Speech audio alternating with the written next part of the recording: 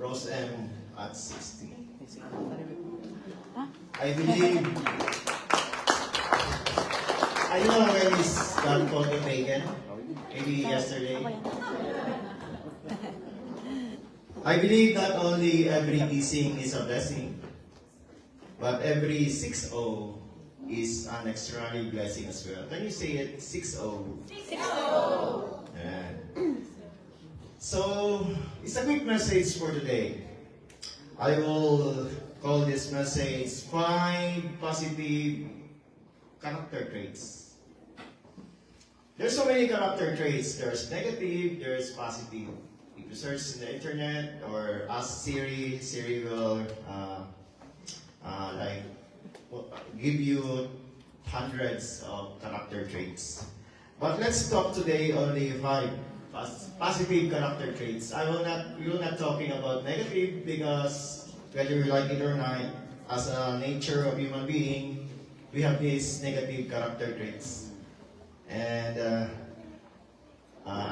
as you notice, these kids here, even though they're still young, they have this nature of being selfish, right? So this selfishness never been taught in our studies. It's nature to us. That's why in the studies or in our education, we usually talk about GMRC, good moral and right conduct, especially those residing in the Philippines. So today, 5 positive character traits taken from the name of Rose M. So 5 points. All positive character traits will start in ROSEM. So number 1 is being respectful. So from the word respect, there's a famous notion that says respect begets respect, right? I believe you hear that. And most likely to obtain respect in return, if we treat person with respect as well.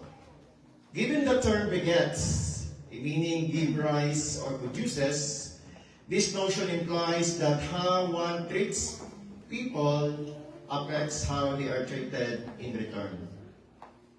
So I would like to reiterate that we must respect person, not object. Because I appreciate a wedding a while ago, then I wear this priestly clothing, then I put somewhere else, then a sister told me, you didn't respect that clothing. You use that for holy matrimony. But in my mind, I respect her. But in my mind, I will not respect object, but I will respect the subject. And that subject is our living God. And of course, sometimes we don't respect people, right? We don't like people, especially in our job. We don't like our boss because he is so or she is so annoying. But we must respect his or her title. He is our boss, right? And also maybe you young people don't respect your father, don't respect your mother because you don't like them, but they are your parents. So respect your parents because the Bible is very clear that if you honor and respect your mother, you'll be having a better life, and not only better life, a long life. So it's a golden rule. In Matthew 7:12, it says, therefore, whatever you want men to do to you, do also to them. For this the law and the prophets. So I guess you already know the golden rule that whatever you do, whatever you want man to do to you, do to them as well. So next, positive traits is called, let's go to letter O, being optimistic, meaning positive in life. There's so many negative people around in the world today. Let's reduce them. Let's extinguish some of them. And let's be part of the optimistic one. Being positive always. There's an idiom that says every cloud has a silver lining. is a beautiful image representing an attitude of finding the positive in any situation, no matter how challenging it might be. This cloud is just like only a metaphor. Sometimes cloud represents our trials, our problems, or even our anxieties, depression, frustrations, or any troubles that we encounter. There will be always a silver lining.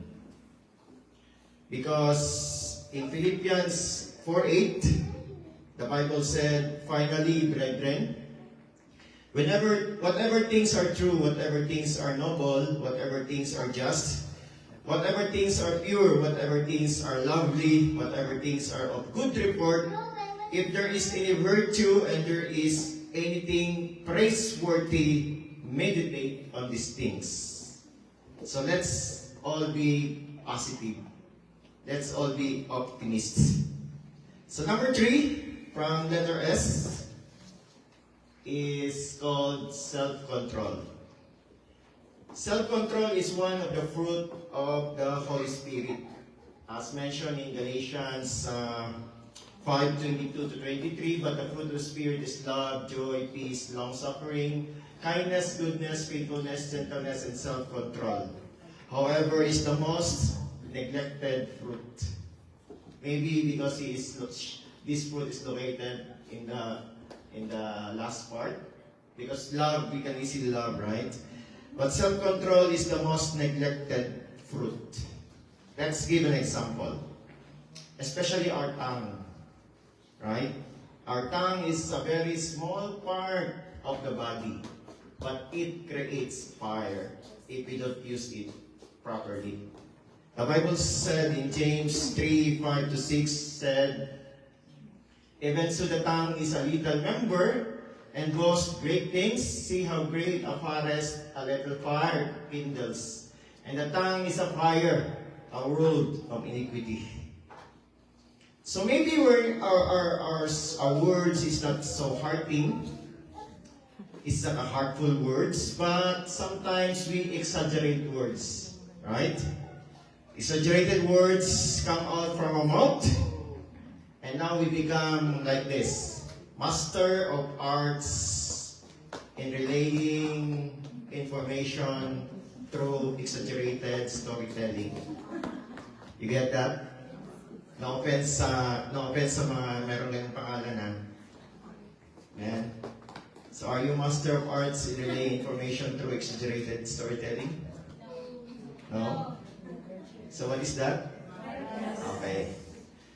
So because in our generation, that name is so famous, especially in social media, we can see so many master of arts relaying information through exaggerated storytelling. But being a positive, we can do that as well. We can be a master of arts relaying information through encouragement and self-control. Meaning, if you speak, think 100 times. But maybe we cannot think 100 times. So maybe we can use the word think. Before we utter our mouth, before we're gonna speak, one example of having a self-control is we use the word think before we speak. Letter T, is it truthful? Letter H, it is helpful. Letter I, is it inspiring? And letter N, is it nice? Or letter K, is it kind? So think before you speak. That's part of self-control. Number 4, letter E, empathy. Not emphatic, but empathy. Because emphatic means forceful and clear. But empathy is like a sister of sympathy, a cousin of compassion, the ability to understand and share the feelings of another. Maybe you hear this also, that means that putting yourself in someone else's shoes can change your perspective. We need to put aside our own perspective and selfishness so that we can see through to someone else's perspective. Putting ourselves in someone else's shoes can change our perspective by helping us empathize their feelings, thoughts, and experiences. It allows us to see the world from their point of view, which can lead to several positive outcomes.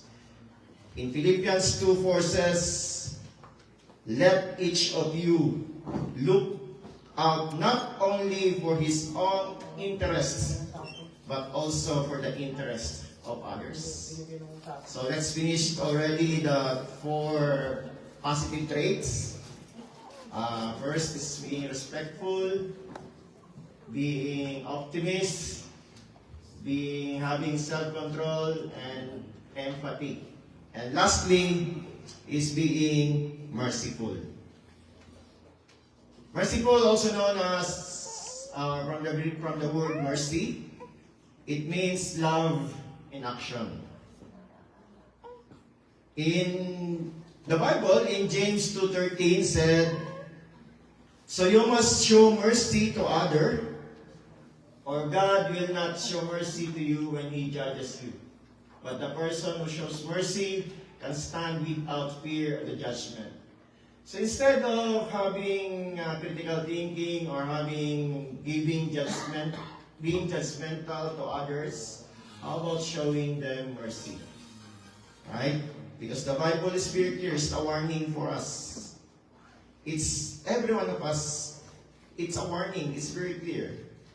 That if we don't show mercy, God will not show mercy to you as well. But if you show mercy, God will be merciful when He judges you. And the Lord Jesus Christ, when He was here almost 2,000 years ago, more or less, in John 3:17, said, "God did not send His Son into the world to judge the world guilty, but save the world through Him."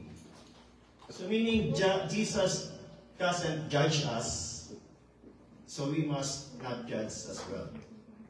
Instead, giving mercy, love, and action. So that's sum up our short message for today. And to summarize this, so 5 positive character traits: being respectful, optimistic, self-control, empathy, and merciful. Rose M. Rose M lang, malakas. Okay. It's hard to possess this kind of character traits. It's hard. But if you ask me what's the secret is we must come to the source. The one who gives this kind of character traits. The one who sits at the throne. The one who is full of grace and mercy. The throne of grace and mercy. In Hebrews 4:16 said, "Let us therefore come boldly to the throne of grace, that we may obtain mercy and find grace to help in time of need." So if we connect our lives to the source, which is our God, is the Lord Jesus Christ, is the throne of grace, He's full of mercy and grace, I believe these 5 character traits will be manifested in our lives. Because, Jesus Christ has the sympathize in us. He has the empathy in us. Because He is our high priest. He is our ultimate priest. He is our ultimate eternal priest, the Lord Jesus Christ, who lives forever, sitting in the right hand of God in heaven. In Hebrews 4:15 said, "For we do not have a high priest who cannot sympathize with our weaknesses, but was in all points tempted as we are, yet without sin." So that's conclude the message of the Lord. It's 15 minutes. I still have 15 minutes. So I still have 1 slide. Can you play 1 slide, brother? I would like to read this famous verse. The most Googled verse is John 3:16. If you know Tim Tebow, he's a famous football player.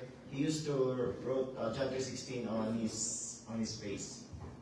It's the most Googled verse in the Bible that says, "For God so loved the world that He gave His only begotten Son, that whoever believes in Him should not perish but have everlasting life." I would like to share to you just like 5 minutes about this. There is a gift here. Same as Sister Rose's birthday today, you brought gifts for her. But God, who is so loving, also gave us a gift. And that gift is everlasting life. Whether we like it or not, one day in our life, we're gonna go somewhere. And I believe, I don't know, maybe all of us also believe that there is a life after death. There is an everlasting life awaits to us. So this is a gift. It is not earned through our good works. And actually, we're not deserving.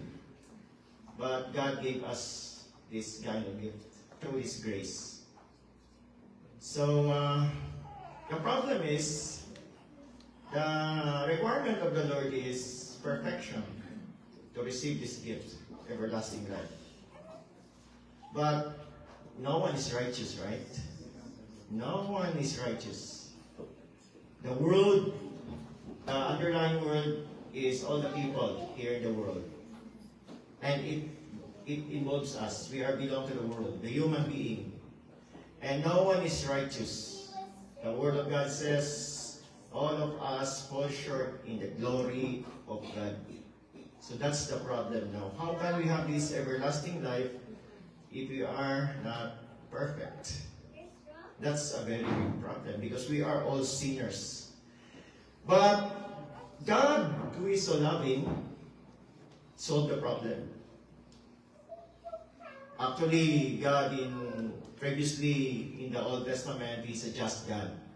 He will punish sin. Same as our judge here in this land.